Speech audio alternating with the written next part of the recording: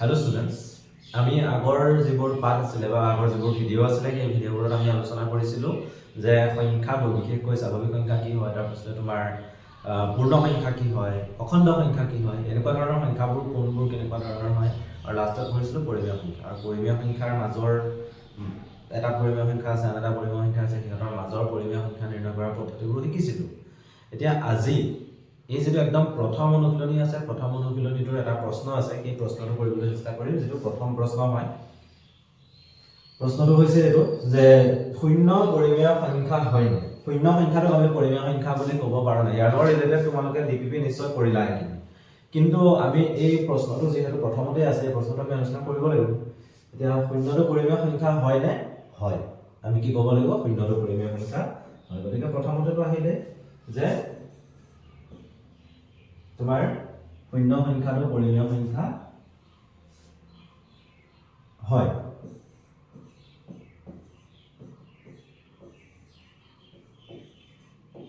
শূন্য সংখ্যাটো পৰিমেয় সংখ্যা হয় বুলি লিখিবা, এটা সেন্টেন্স ফুল ফৰ্মত লিখিবা। ইয়াক p by q ৰূপত প্ৰকাশ কৰিব পাৰি। এতিয়া শূন্যটোক আমি কেনেকৈ প্ৰকাশ কৰিব পাৰো চাবা। শূন্য সংখ্যাটোক যিকোনো সংখ্যাৰে পূৰণ কৰিলে আমি কি পাম? শূন্য পাম। তোমালোকে জানা নিশ্চয়। এতিয়া শূন্য সংখ্যাটোক বেলেগ সংখ্যাৰে যদি হৰণ কৰো, তেতিয়াও আমি কি পাম? শূন্য পাম। অৰ্থাৎ শূন্য সংখ্যাটো প্ৰকাশ কৰিবলৈ হলে 0/2 লিখিব পাৰো। বা ধৰি লোৱা 0 = 0/1, 0 = 0/2.3, 0 = 0/6, এনেকুৱা 2.3 টো মই দিয়া নাই, যেটো এটো 2.3 মানে কি একচুয়ালি চাবা এই বস্তু কেনেকুৱা কৰি ল'ব পাৰি। আমাৰ কথাটা 2.3 বুলি লিখি দিলো। এটা এনেকৈ লিখিব পাৰি যে 0/23/10, 23/10 মানে আলটিমেটলি কি হ'ব? 10 টো ওপৰত গুচি যাব, 10 * 0/23, আলটিমেটলি এটো হ'বগে 0/23। এতিয়া তোমালোকে যদি চোৱা 0/2 হওক, 0/1 হওক, 0/6 হওক বা 0/23 হওক, এই সংখ্যাবোৰ p by q ৰূপত আছে। p by q ৰূপত মানে ওপৰৰ সংখ্যাটো p, যেটো কাৰ সমান হৈ আছে? শূন্যৰ সমান হৈ আছে।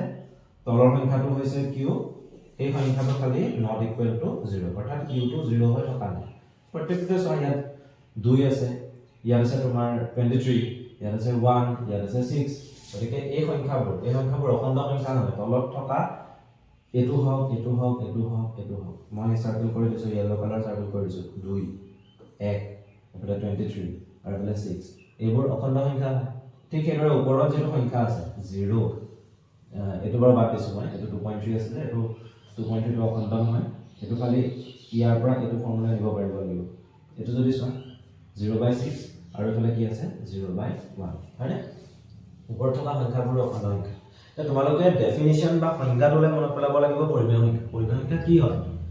এনেকুৱা কিছুমান সংখ্যা যিবোৰ সংখ্যাক আমি p by q ৰূপত প্ৰকাশ কৰিব পাৰো, য'ত p এটা অখণ্ড সংখ্যা, q এটা অখণ্ড সংখ্যা, p ৰ মান যিকোনো হ'ব পাৰে, যিকোনো অখণ্ড সংখ্যা হ'ব পাৰে, খালি তলত যেটো q থাকে সেই q টো শূন্য হ'ব নোৱাৰে।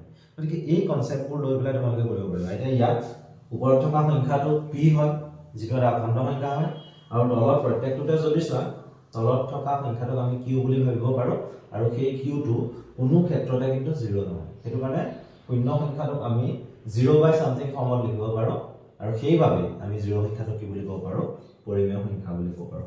এতিয়া এনসাৰত এখন বাৰু কিবা কিবি হ'ল, তোমালোকে জাস্ট কি লিখিবা? 0 = 0/1, 0 = 0/2। যেহেতু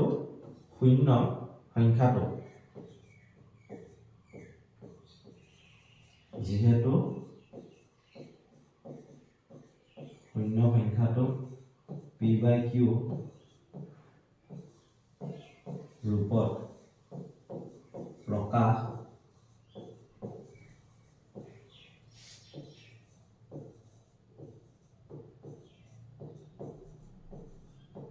কৰিব পৰা যায়, য'ত p আৰু q অখণ্ড সংখ্যা।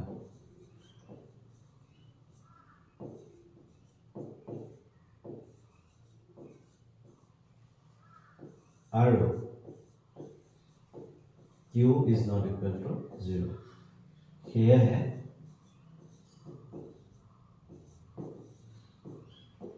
শূন্য এটা কি সংখ্যা